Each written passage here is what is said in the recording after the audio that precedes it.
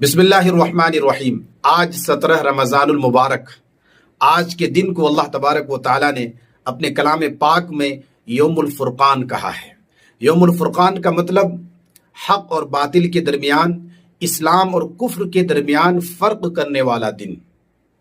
17 رمضان المبارک سن 2 ہجری 13 مارچ 624 عیسوی کو اسلام اور کفر کے درمیان ایک فیصلہ کن معرکہ وجود میں آیا، جس کو ہم اور آپ جنگ بدر کے نام سے جانتے ہیں، جس میں مسلمانوں کی تعداد صرف 313 تھی اور ساز و سامان، ہتھیار اور اسباب بھی بہت کم تھے۔ سامنے دشمن کا جو لشکر تھا 1000 سے بھی زیادہ ان کی تعداد تھی، اور اسباب، ساز و سامان اور اسی طریقے سے ہتھیار سے وہ لیس تھے، لیکن اس کے باوجود اللہ نے مسلمانوں کو شاندار جیت سے مالا مال فرمایا، اس لیے کہ وہ حقیقی مومن تھے۔